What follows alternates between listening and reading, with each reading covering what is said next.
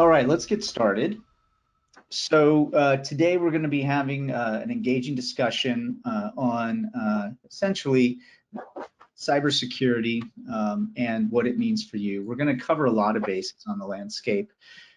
Let me just share real quick the agenda. So the way to think about today's session, it'll be very interactive.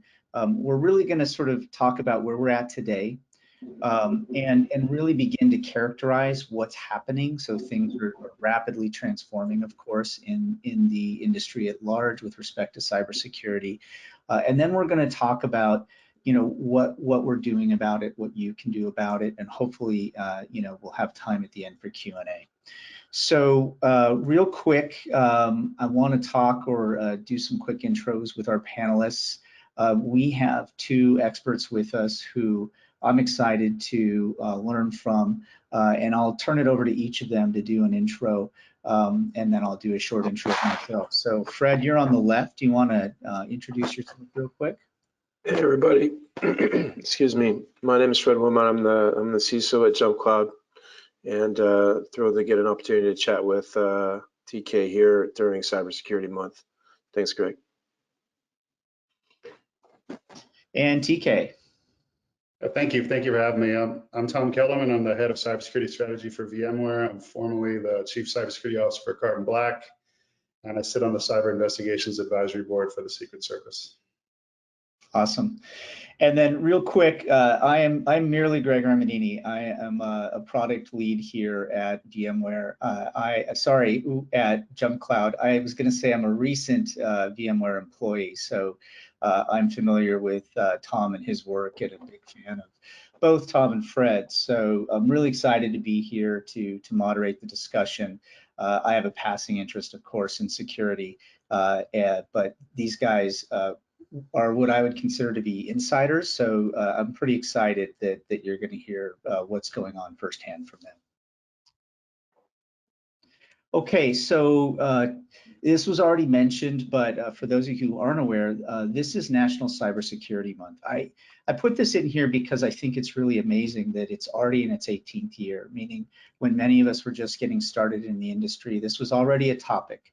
And the important thing I think for everybody today to know is that this is not just a large company thing. This is about individuals now. This is about small organizations, and more you're seeing it's going to be about ecosystem, and that's going to be a big thing today. The challenging thing I think you're going to hear today, frankly, at least what I tend to say is, this is a marathon, but yeah, it is a race too. So it's not like you can simply play the long game here. There is an expediency that's really required, which makes us a really interesting and challenging topic. And I put here sort of sarcastically for those who may be looking in the news, oh, by the way, no, ransomware is not a new thing. It's been here a long time. But the reality is folks are getting smarter. So I do have just a short question for TK and Fred here. Hypothetically, and this is maybe a tell to where we're going to end up in today's conversation, do you guys think things are going to look the same in 18 years? Like where are we going to get to? Like what do you guys see happening? Is this going to change or be the same in the future? Fred, I'll defer to you first. Oh, you're a gentleman and a scholar. I can't see anything 18 years out, Greg, unfortunately. In 3 to 5 years, what we've seen historically, if you look at a 3 to 5 year increment, is an increase both in the cost and the pervasiveness of the attack landscape and its effects on business, but also, there's an awful lot more at stake here, than just sort of popping servers and ransomware. Yeah. We get into industrial control systems and actual things that sustain life. I think there's an awful lot more at stake over the next 3 to 5 years, and it will be used and weaponized in ways that we haven't seen yet. And that's definitely something to be worried about. Yeah, I think you hit the nail on the head. It's clear that it's going to ramp up, and our sort of diligence needs to go the same way. So it's definitely for those who are wondering, is there an end in sight? I don't think so, right? Not in the slightest. Okay, On that note, right, here's some context. I won't spend a lot of time here, but I don't think it's anybody's secret that in general, attacks are becoming more pervasive. There's all sorts of studies about this. We picked one here from SonicWall, who just is categorizing threats that they see are relevant. And the punchline is that in general, attacks are going way up. And there are many more high-profile attacks, and there's some commonality to the guys on the left here. So SolarWinds, JVS, Colonial Pipeline, Acacia. I'm wondering, and maybe TK, you can comment on this. Like, what are you seeing from your perspective in terms of the largest uptick here, or things that concern you about this trend? Well, the vectors have changed, as illustrated here, but even more so, I think everyone needs to stop merely focusing on spear phishing and appreciate the fact that application attacks are here to stay, attacks on APIs are here to stay as a vector of infiltration, and island hopping through service providers, through the supply chain, has become quite common. And this is compounded by the fact that we've had more 0 days released this year than we have in the last few years. And that's in part due to this pax mafiosa that exists between some intelligence services of rogue nation states and the cybercrime cartels that are allowed to exist with impunity as untouchables. I see. Okay.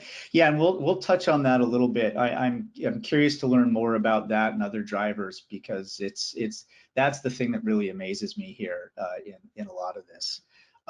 That being said, in one of your reports from VMware, there was also some comments made about the rise of counter incidents response in this context. So maybe you could share a little bit more about that here. I threw up a chart, or sorry, a quote that helps to illustrate some of what you were just saying, but I'm wondering if you could elaborate a little bit more in particular on counter incident response. Yeah, to your first question about, where 18 years, where's it going? Let's talk about where it's gone. It used to be a question of you have to protect against burglary. Now you're protecting against home invasion. The adversary doesn't just want to steal from you. They want to commandeer your digital transformation and use your environment and the trust in your environment to attack your constituency, period. You don't need to be a technology vendor to experience that type of attack, which we call island hopping. But even more nefariously, they're fighting back in a punitive fashion to maintain persistence on systems. So once you realize that you have an intrusion, we need to be very careful on how you react to them, because they're very willing to do things like manipulate the value of timestamps, disable AMSI or security agents, essentially pollute the integrity of data that goes to the SIM, and go so far as to drop ransomware NotPetya style in your system, or a wiper to cripple you. NotPetya style means basically, I'm going to use ransomware against you when I'm in your system as a punishment, and I'm not going to ask you for ransom. And so I'm just going to cripple you because you reacted too loudly to me. And so that really changes how we must defend. I want to make one point here. There are many folks that are listening right now saying, none of those cybercrime cartels or nation states would ever go after me. Not true. And here's why. The second you put out that press release or that statement on your site that you got the government contract, or you partner with some big company or corporation, you're on the hit list, and they're going to try to get to you to get to them.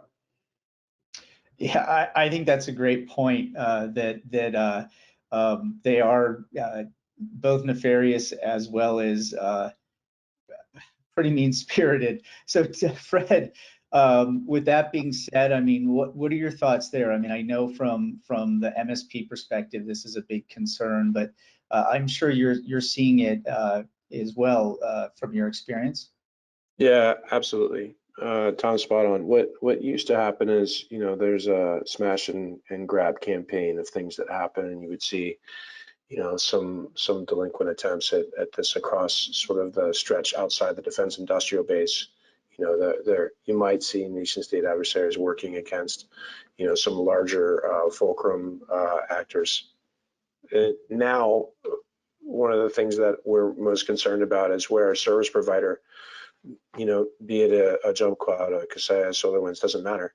A service provider of any validity, and also the cloud service providers they support, are subject to all the supply side that would historically have been something directly in the company. So When we think about where this gets challenging, not only is it more a case where you see signed malware, right? You see, components where individual elements within your supply chain, upstream, midstream, become potential threats to us. Where we're looking at software updates, we're looking at hot fixes that we would provide or a service provider would provide, and wondering, how much diligence and how much work have we done for any of the libraries we use that we didn't write.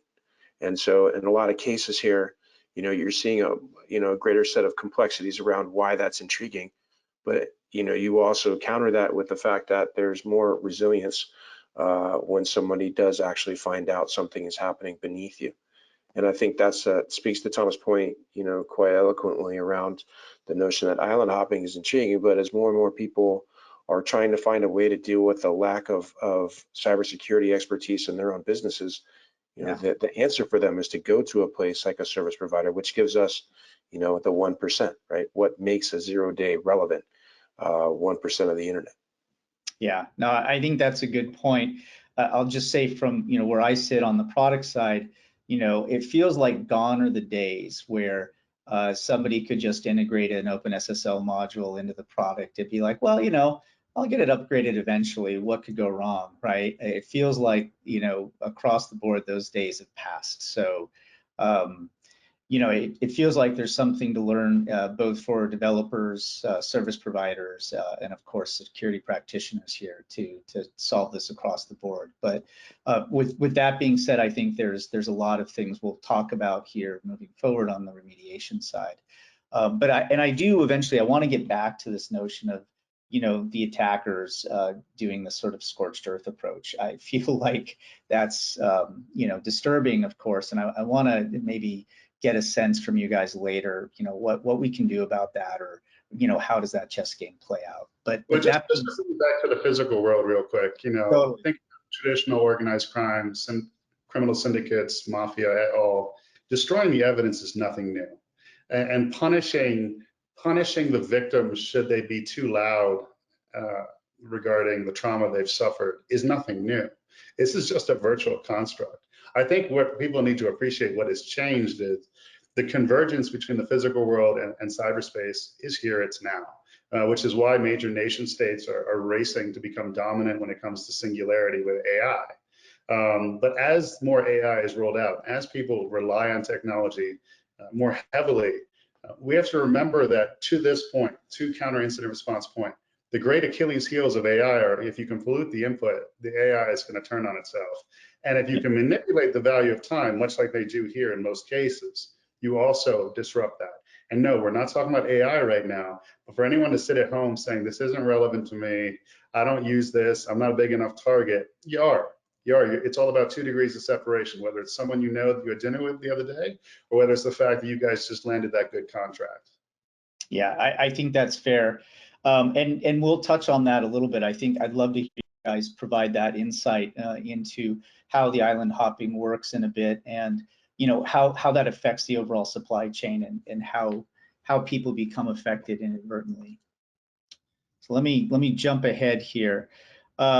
So this is maybe more of a double click. I know we've talked about these cartels, Tom and Fred, and the fact that they are sort of a mafioso mindset, but it strikes me that there's got to be a reason why this is happening. I know there's the political landscape, but can you guys share your thoughts on what the other factors are? I think there's a lot of contributing factors here, and it's, I think, important to talk about, because if you understand why it's happening, then maybe it can help you on the back end. So maybe I'll turn it over to you, Fred, to kind of give me your 2 cents on, what are you seeing as the primary drivers that are contributing to this explosion in cybercrime?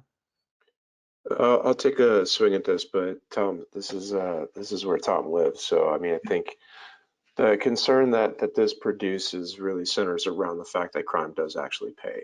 Right, when you look at the amount of ransom demands, just for Kaseya alone, it was more than 70 million in Bitcoin globally, and that's again, over the course of a weekend, basically, right? And so when we think about what are the repercussions of such an act, nominal, right? There's the threat of things outside the United States, but we are, bound by the strictures in the same way we think about kinetic warfare, right? So there's a lot of things here that I think put us at risk. There's the growing supply chains outside the U.S. and in the U.S. construct, where this has also emboldened folks to be able to take action without repercussions. And political landscapes always have a big impact. But Absolutely. Tom, what do you think? Well, 23 years of doing this, the major shift really occurred in 2013. General Gerasimov, head of strategic command for Vladimir Putin, gave a famous speech, Gerasimov Doctrine, saying the Achilles heels of the West were their dependence on public opinion for trust and confidence in institutions, and the other Achilles heel was their dependence on technology. But they looked around, they realized, well, we can't go toe-to-toe with the NSA in Silicon Valley. But we got these great cyber criminals over here who are Russian speaking that are hitting US banks. And they basically indoctrinated them and said that if you want untouchable status, you have to give us access to everything you hit, and you have to hit things when called upon, and never hit anything within our country. And from that, you had this Pax Mafiosa and this protection racket that created these cybercrime cartels. But the pandemic was phenomenal for them because traditional criminal syndicates couldn't operate because of lockdowns. And so many of them began to migrate online, which is why you have like ransomware as a service and affiliates and access brokerage services and money laundering services and all this. And so the cybercrime cartels actually became more powerful than traditional syndicates, which is why 30 countries are meeting next week to discuss international norms on cyber to disrupt the dark web, etc. But most importantly, I want to point out a fun fact for you all. Aside from the fact that Silicon Valley of the East and St. Petersburg, Russia, is greater than the economy of scale of Silicon Valley in the West, one fun fact here. Why would a prolific creator of malware or ransomware, a developer, sell their weapon beyond just making money for themselves? And the answer is simple. Everything you hit with that weapon, they just use the rootkit to get into the environment that you compromise. So you become their Johnny Appleseed. And even if they didn't have no use for targeting that environment, they can at least give that access to the intelligence services that protect them. Makes sense. So you said 2013, by the way, in that famous doctrine. I was wondering if there was any correlation between that and, like, I think the Target attack, which was the first big one I can remember, was 2013 as well. Do you remember that one offhand when they had their data dumped? I think it was via a vendor that was vulnerable. Totally independent, or was this sort of a long time coming? So in large part, the criminals can operate with impunity and they're only called upon during various times of geopolitical tension. I think the one thing though, lately they've been facilitating the offset of economic sanctions imposed against the oligarchs. I would say the most significant historical event of cyber attack, which really explains a lot of the ransomware epidemic we're dealing with today, was Vault 7. Shadow brokers broke into Vault 7, which was the munitions of the US military and cyber. And in those munitions, there were two weapons, not Petty and WannaCry, which we actually built, but they weren't for the purposes of ransomware. They were actually for the purposes of, denying service and or crippling an adversary during combat. So the irony is thick here in many levels. But the challenge we face now is that US law enforcement and Western law enforcement, not only are they overwhelmed, they don't have the authorities necessary to go in and hack and disrupt the forums associated with these folks that are hunting us. And the National Security Agency and Cyber Command only deal with nation states and terrorists. So you have this void, this area of gray, this free fire zone with a multiplicity of actors that creates this perfect storm, I'd say, because it's never been this bad. We're dealing with an insurgency. I'm not giving you hyperbole. I'm just telling you, you think security is an expense versus a functionality of doing business in today's world, oh, you got a lot of reckoning coming. Yeah, I think that makes a lot of sense. So what I've heard so far here, because this is a loaded topic, of course, nation states are operating outside the norm, so they're untouchable. Bitcoin is skyrocketing in value. I'm sure there's secondary factors that we haven't touched on. For instance, the rise of social media, that could be an attack vector, help with misinformation and get people to maybe there's a clickbait angle here. I know we haven't talked a lot about that. I'm just curious, one question here. What do you think there's a role that remote first work plays in this? In other words, people are, we're all islands in our homes. Does that make us an easier target, or is Yes. it orthogonal? So No, yes, yeah, no, it's true. A lot of organizations weren't prepared for the pandemic. They were over relying on VPNs for the security of their personnel, and their network telemetry and visibility capabilities were minimized because of the nature of that person operating from home. And look at the number of exploits that were created for VPNs in the last 18 months, purposefully built to target those individuals that were, teleworking. got Fred, it. sorry. Yeah, Sorry. no, totally right. The other parts of that are everybody is at home using the same home router, right, or network device provisioned by their service providers.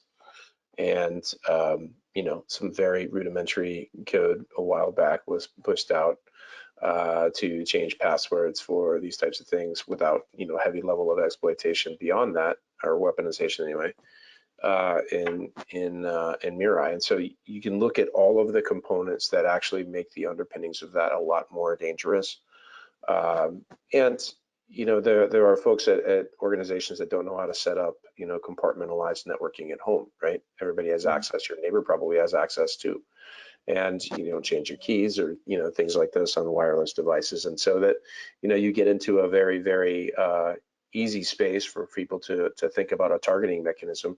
And by the way, you have to ship things to your home address, not to a business address, right? So there's a lot more available things Totally.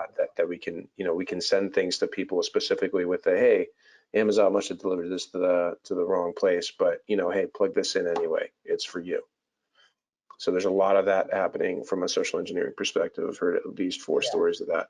I got to tell you, I'm deeply troubled and scared by social engineering. I think right now I'm fairly security focused, but I can't control my family. I also don't know if I'm going to have all my faculties in 5 or 10 years. So it's a scary thought, honestly. Wait, And did it's a bit of you or did JumpCloud do that to you?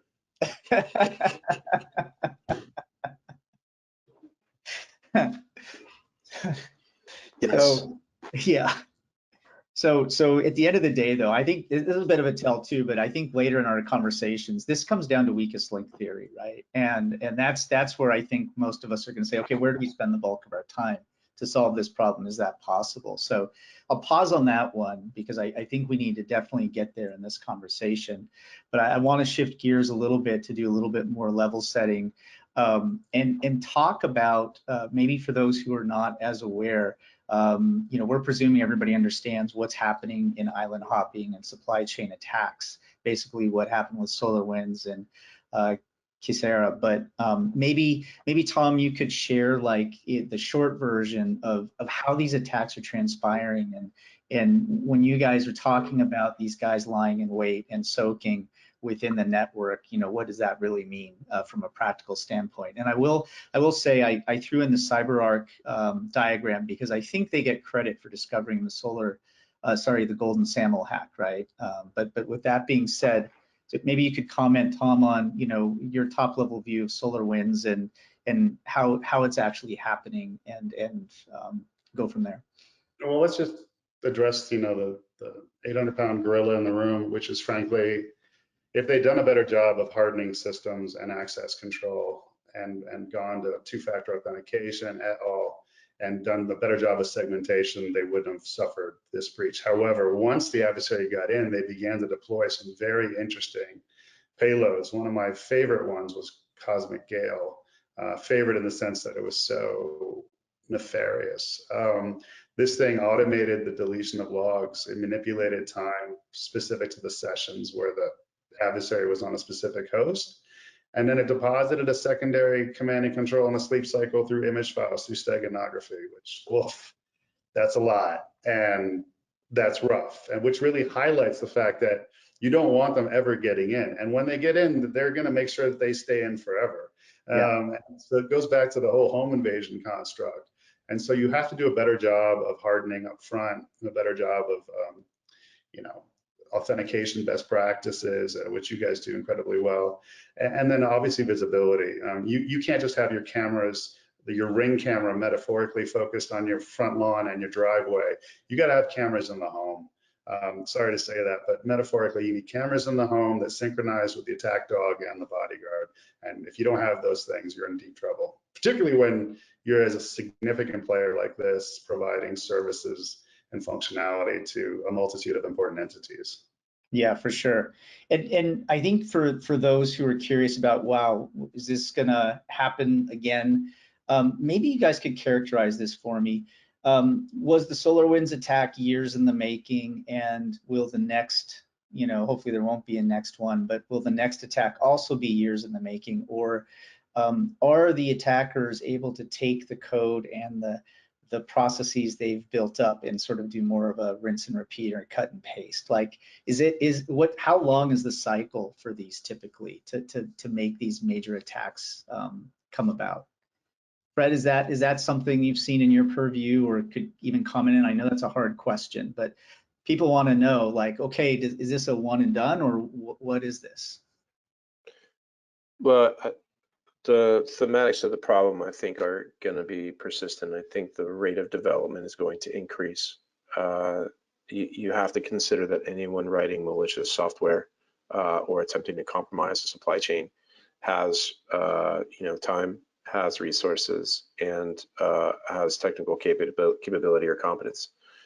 The challenge we have is, in a lot of cases, that's a software development lifecycle that actually works faster than the software developers, right? Which is such as the case for Kaseya and specifics, where there was a known, vulnerability internally, but they weren't able to patch it fast enough in order to make that, to mute the impact of having that vulnerability. And so, a couple of years ago, I gave a talk around this that specifically it was called basically the attack mirror. Right. So my software engineering team at the time was not able to keep up with the pace of a crowdsourced, fully mature and weaponized team of people building malicious components for software exploitation. And this is the type of challenge that people are braced with today.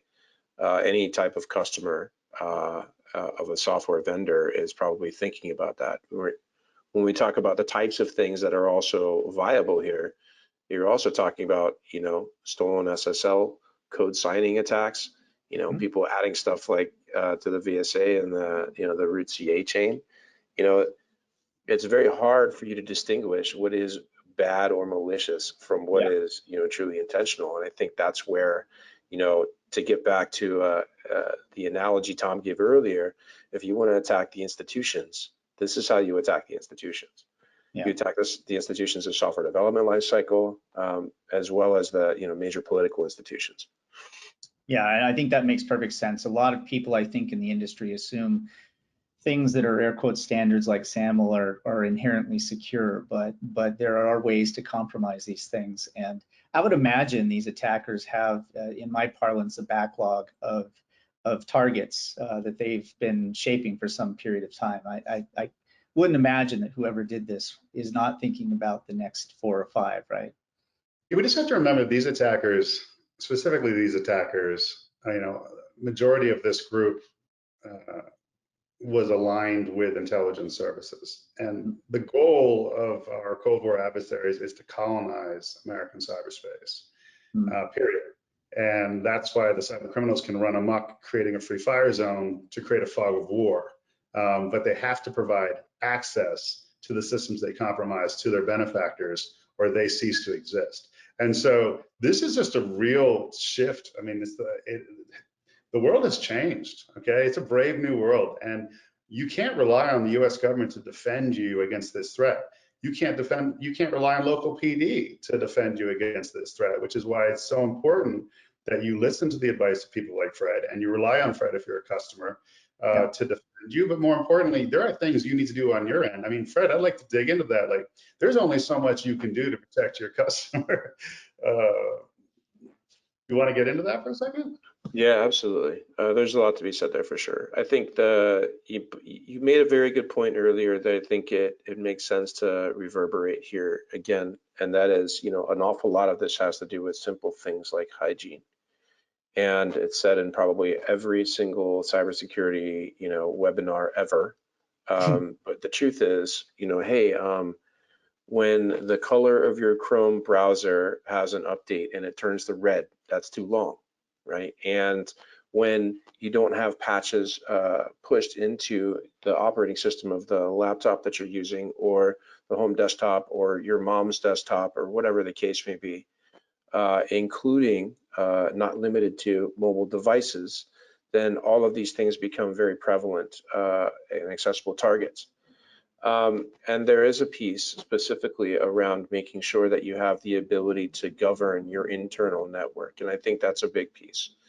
There are a lot of open source tools that you can use and even deploy on, commercial routers that you buy to be able to utilize that. And you can use and buy some of the technology in the same. OpenWRT is a great one for people to be able to operate here.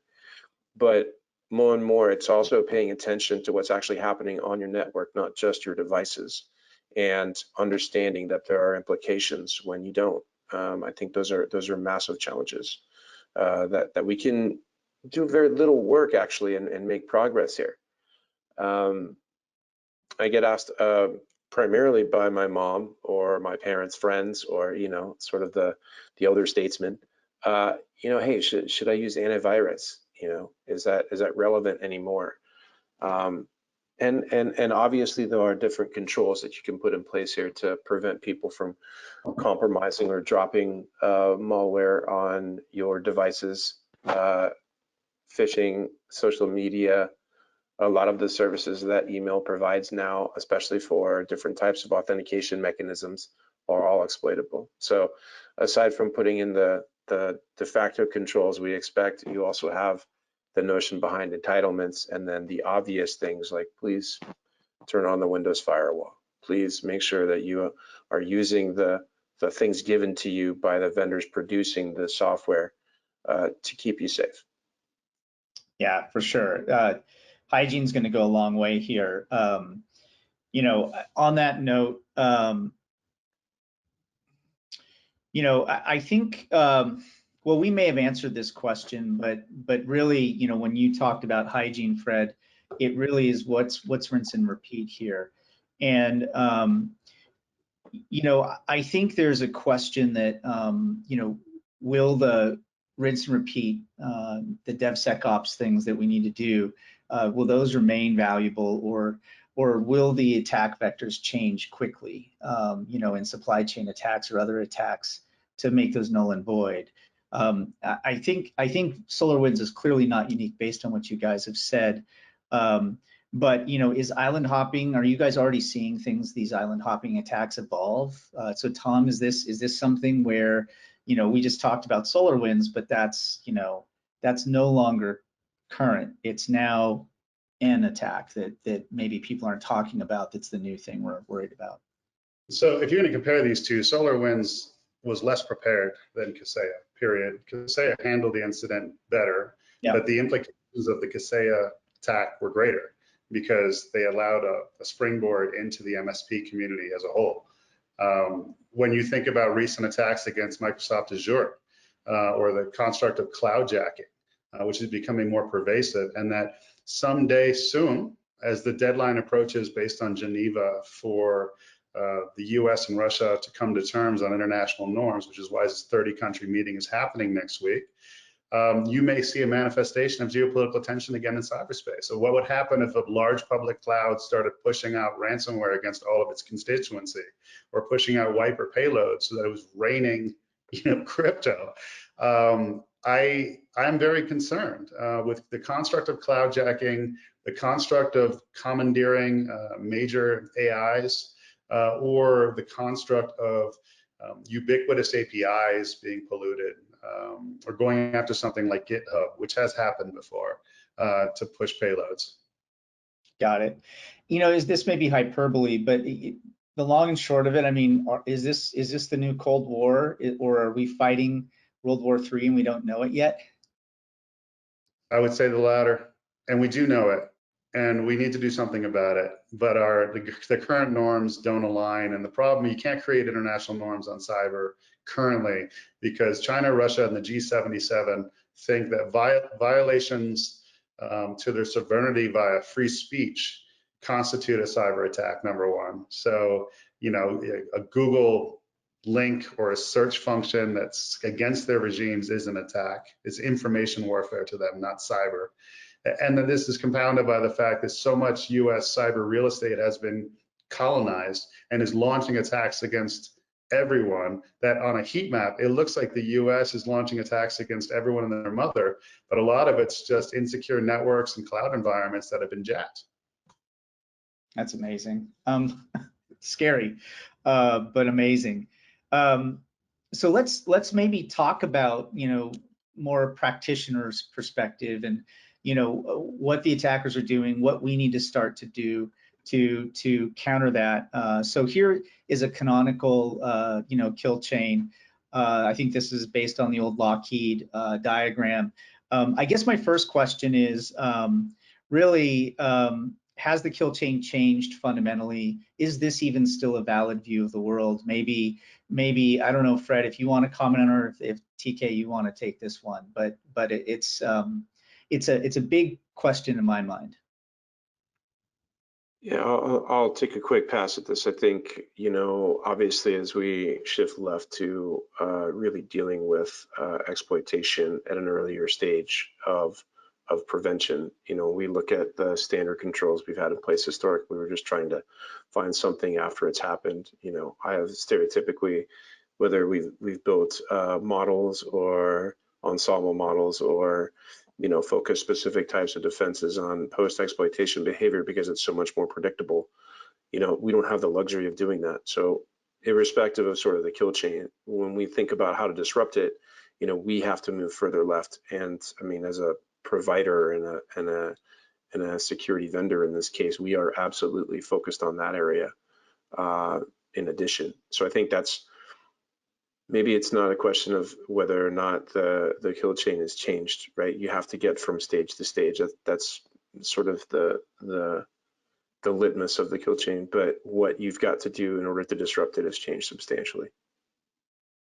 Absolutely, new tools, new processes in the SDLC. Tom, I would imagine your perspective is similar here. Is there any one aspect of the kill chain that's more important to disrupt than others, or is it a completely different picture at this point? The adversary is not operating in a linear fashion anymore. They're operating in an iterative cyclical cycle. Reconnaissance doesn't occur once, it continues. And again, their objective is no longer just to, not just to, you know, create an action on the target, it's actually to commandeer the target. And so with those two fundamentals in mind, I think you have to look at it from the perspective of a cognitive attack loop. And it's how do they maintain and manipulate the experience of their persistence on a box is probably the number one thing we need to focus on, because 100% prevention is impossible. And I know that's sacrilege on a security webinar, but it's impossible. And you can solve 99% of the attacks, right? The noise attacks, but that 1% is what you want to solve for. And you want to solve for the hijacking of your environment. Got it. Yeah, so it gets into zero trust endpoint security, which makes sense. But for those of you who are living this dream right now, I guess the message is throw it out and start all over again. So Tom, you know, on that note, right? I'm assuming there's new ways the attackers are, once they're in, are looking to extend their influence. So, you know, are you seeing any particularly new or novel lateral movement techniques? Yes, I think there's too much emphasis and focus on PowerShell and the misuse of PowerShell, and then some more sage folk will begin to focus on WMI, and that, yes, that is occurring, but you're seeing greater misuse now of Teams and .NET. And then there's something that Turla pioneered back in the day called, what I call reverse business email compromise, where they commandeered the administrative control of O365, and then they push fileless malware with emails that resemble previous emails solely against the C-level on the board. And they do that to then tendril out from the perspective of the O365 environment. And then they do that to push extraneously beyond. So we need to pay greater attention to behavioral anomalies that occur on Teams, obviously WMI, .NET, and then greater attention to what's going on with our mail servers. I mean, a lot of us, okay, our mail's encrypted. We're not receiving spam and we're not pushing out spam. We got a DLP to make sure no sensitive docs are going out. We're good.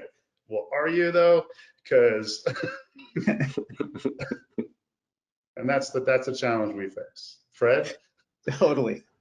Yeah, By the absolutely. way, I heard a lot of Microsoft technology. Is it over-indexing that way, or is there a lot of? Slack and G Drive are also misused and abused for lateral movement purposes. So I'll be fair there. Okay. Yeah. There's I mean, there's a whole host of, when people have access to pull that, and it wouldn't say just G Drive. Historically, you've looked at other types of things like Dropbox or, Box or any sort of, persistent file share that allows you to, be connected with auth. Those things are all susceptible and available. Pull down something, somebody uploaded a spreadsheet, right? That's got some macros in it, and it becomes a GDoc, and then I pull it down here, and there's lots of different things that we can do there. Or it's required to update something when you get a notification from this that looks like somebody has changed something in their in the specific Google artifact that you're looking at, right? Like in this particular doc. And cool, that's an update. Well, let me click here to open that doc, and okay, whoops. Right, so there's an awful lot of where those types of environmental variables becoming more persistent because the pervasiveness, not only of the information stored there, but also of the access to it. That's scary. I just want to highlight that, macro attacks are back. I'm sure Fred wants to disable all macros across everyone's devices and applications, but he's not allowed to do that. But Dridex has been reimagined, and we need to start paying attention to those things. Oh man, so Tom, I'm wrong to always disable or enable macros in all those spreadsheets I get. I thought that war was won long ago. Who likes spreadsheets anyways? So actually, I found this. This is a pretty good. I'll leave this up here for a second, but I think this captures some of the things that you gentlemen were talking about in terms of where the weight of the vulnerabilities for lateral movement are. So this is available in the recording now for folks to look at. I sourced this from one of Tom's docs, which is, I think, a great thing. I'll keep going here in the interest of time, but one thing I wanted to call out is, I think the end users in general are used to things like phishing protection and email, but they don't think about G Drive and other places. It's something where they're clearly behind. I want to start talking in the time we have. We have about 15 minutes. And there's a question, are we going to share the recording? Absolutely. There's a lot when we talk about remediation and best practices. And, I think it's always critical, especially when you're, in a smaller organization and you're like, okay, what does this mean for me? Where do I focus is a question. I think if I'm a buyer and I'm buying from a company like JumpCloud or VMware, I want to make sure you're observing best practices so I don't have to think about it. But there's definitely a wide set of things when I look at it that I'm going, okay, where do you begin? This gets back to the weakest link conversation we were having earlier. I always think about weakest link in the context of the end user, and by and large, I think everything we've discussed for the most part has a weakest link surrounding end user behavior. I think the big one that we all know about is passwords, right? Being fundamentally insecure. This is sort of a pithy evolution. I think a simple password is still pretty common. And it's not just end users, right? Appliances can have these weak passwords. I think that was the basis of the Target attack back in 2013, if I recall. We need to improve password hygiene, of course. Nobody makes good passwords. And we're still even using password vaulting in many companies, which is scary altogether as well. But we need to get to passwordless. I think that's the obvious remediation. How do we make sure that MFA biometrics are at every use case, whether it's SSH, whether it's accessing your LDAP or through Radius, or maybe you're just an end user on your device and you're logging into a web page. I think that one's critical. I don't think anybody's going to argue that. But is there anything that people are missing in that context? Is there more that end users need to be thinking about, or do we solve 80% of the game by going passwordless in the industry?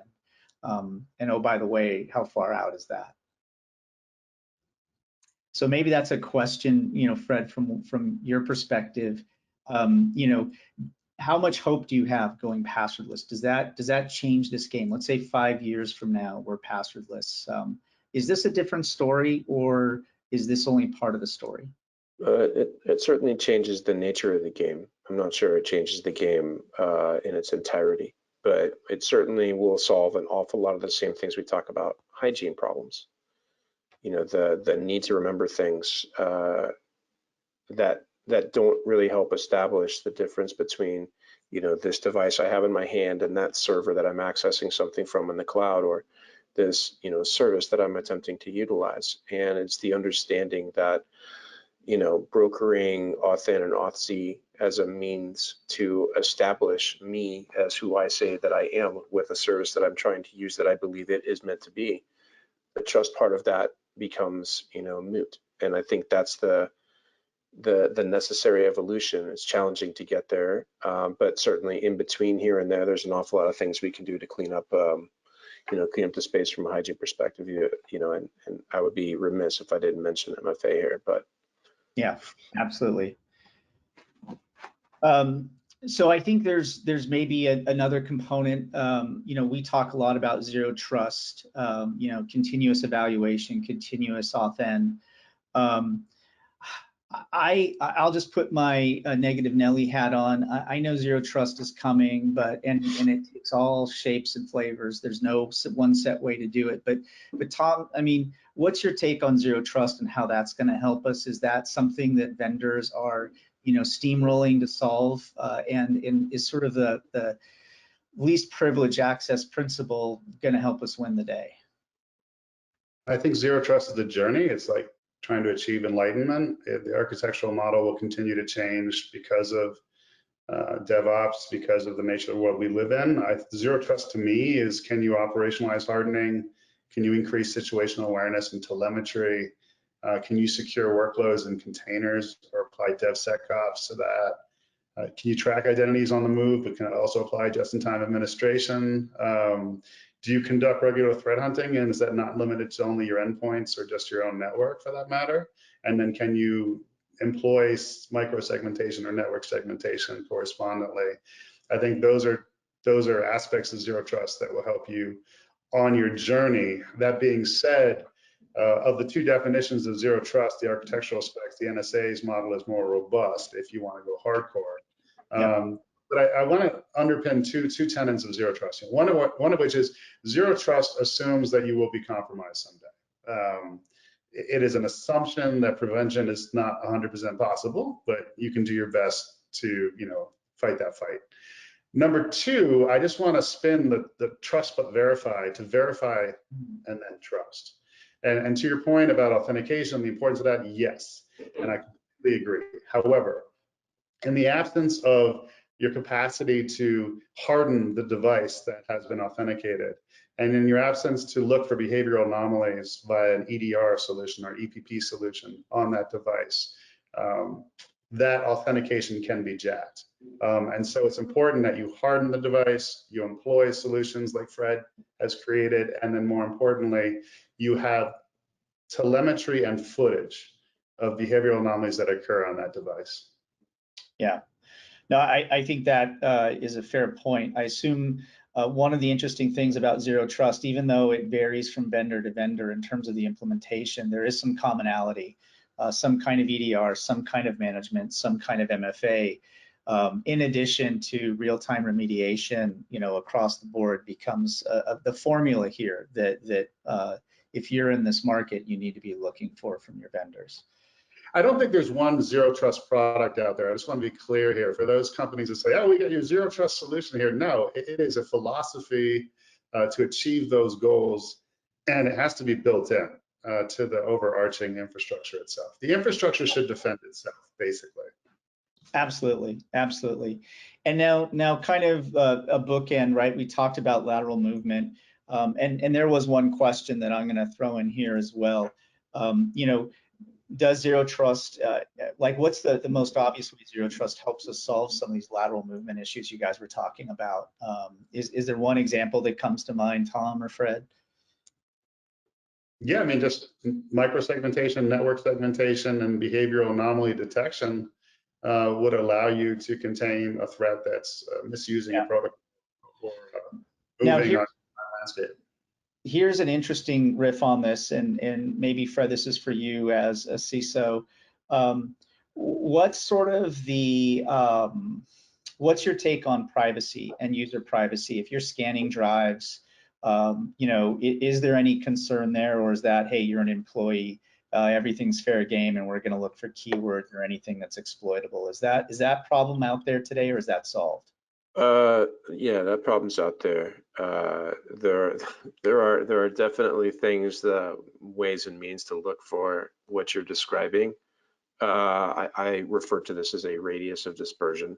Okay, in this particular thing, there's model for it and so on. But the notion that people do this, absolutely, but it is a requirement. And one of the challenges that we have is, you know, what was once known as acceptable use has also changed because you're working at home, right? But we try to be very careful about how we define what acceptable use means from your home infrastructure. But one of the great things about having an endpoint detection and response, you know, as a fundamental component of zero trust is we can also look at policy directly for the device in this particular case, and we entitle accordingly. Right. So in this particular case, if you wanted to suggest that you could go see this particular service and utilize this and authenticate through this particular service vis-a-vis SAML or something like this, the brokered policy to help you make sure you're doing that in a secure way with the controls implemented on said, you know, endpoint is really a critical component. So we can both be able to prevent a lot of the challenges people find themselves in, but also keep the boundary of what that looks like to where we think about work assets and work utilization. Yeah, very fair. So it sounds like it's all solvable with the right policy set, and that makes perfect sense to me. Greg, I mean, that's a loaded question because you can't achieve privacy without cybersecurity. And so Right. for those people, oh, they have privacy from Fred. But they don't have privacy from hacker X country Y and their ex-spouse who's on their device in the absence of Fred.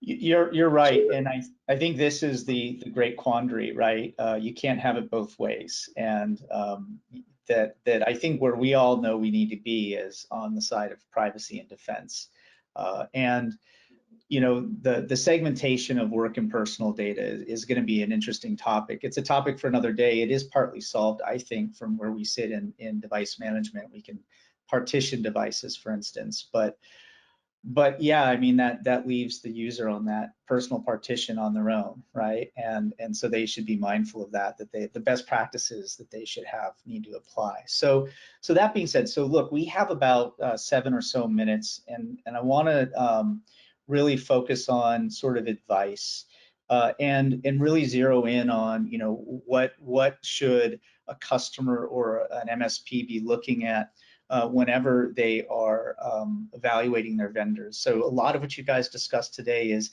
internal best practices. So at JumpCloud, at VMware, we are all using best practices for DevOpsSec and code concurrency and, you know, scanning and hardening our code.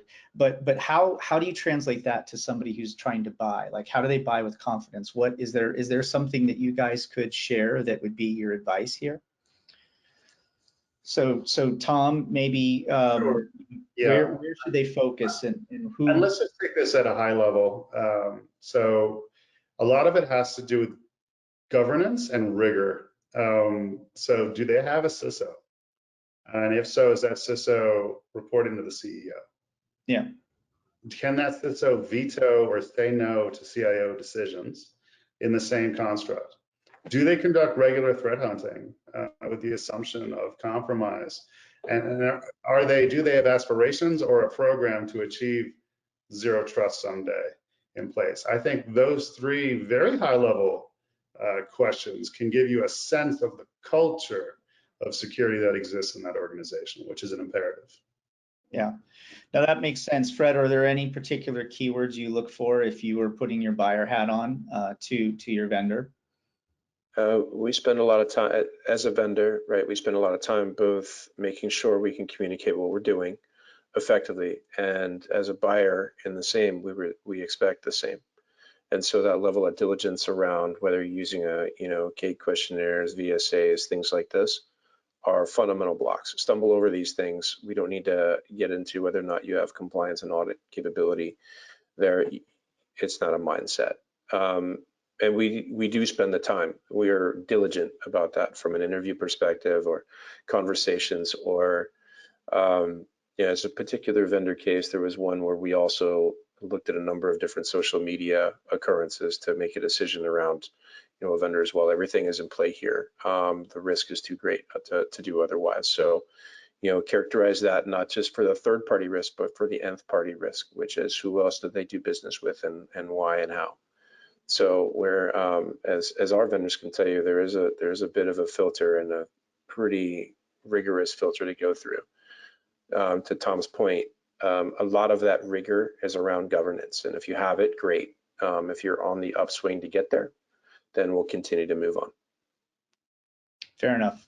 Makes sense. So we've talked about this, I think, already to some degree, but sort of my last real question here is, are there any concerns in the future, like how do the wheels come off the wagon, right? I think let's paint it in stark views, like if we don't do X, we're done, or do you guys feel like we're on the right trajectory and that's really not the question to ask? So Tom, I mean, this is a tough one. Yeah. I want to bring to the audience's attention a very interesting shift in the legal world and beyond the privacy laws that are very important. There's a shift now where you're seeing shareholder suits and class action suits because lack of cybersecurity is being viewed as a safety issue and a duty of loyalty issue. And what do I mean by that? The former Chief Justice of the Delaware Supreme Court, who is the court that basically controls 98% of corporate incorporations, for that matter, said recently it's not about a good faith in anything but a duty of loyalty, and a business has a duty of loyalty to ensure a secure and safe experience for any customer in their environment. And I think that's game changing, and you're going to see much more litigation and much more pressure coming from lawsuits against organizations that attested to being secure, but then they were breached, and then therein all their customers were breached as a result. When it comes to countries and international norms, and I'll be quick, next week is a big week. You got 30 countries of significance that are going to agree on how they're going to disrupt and pacify the dark web economy of scale and how they're going to operate with one another to create norms on when they're going to involve their militaries to go after actors who target critical infrastructures. That's amazing. And is it sort of a NATO thing, or is it more bilateral, Tom? I know that's a conversation for another day, but do you feel more good? than just NATO countries. It includes the Quad, if you're familiar with the Quad, which is Japan, India, Australia, and the US, and it includes some other countries of significance like Singapore. Got it. So that's something we should be following. I'm cautiously excited about what comes out of that, good, bad, or indifferent, of course. So Fred, your final thoughts here on any concerns or focus areas that need to be observed here in the coming months and years?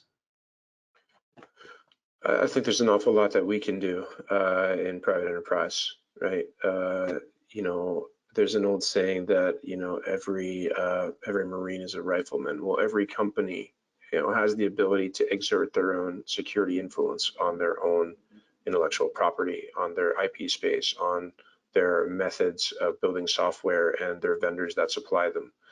And there needs to be, there's a good buddy of mine, Chris Cleary, who's CISO of the Navy at the moment. We talk about this notion of a militia and the concept of how private and public have to fuse together if we're going to be successful. There's an awful lot of that work that can be done individually, and we're certainly going to carry the standard in the process. Yeah. Yeah, and I believe everybody ultimately is going to band together here. We have to. It's sort of sink or swim. So I'm personally hopeful.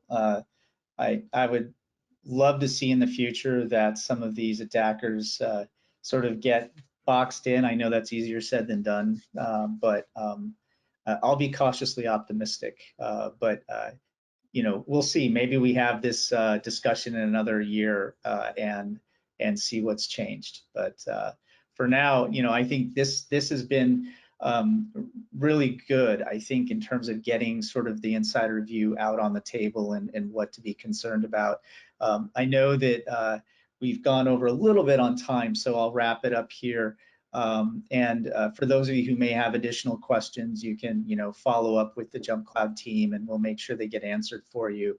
But in lieu of that, I want to thank Tom and Fred for spending time with us. I think this has been invaluable and fun for me.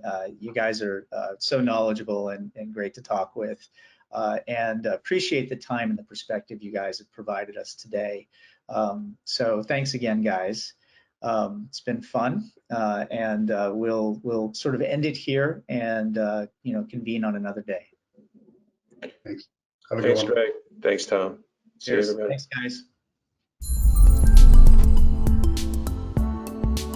Please subscribe and check out more content from us.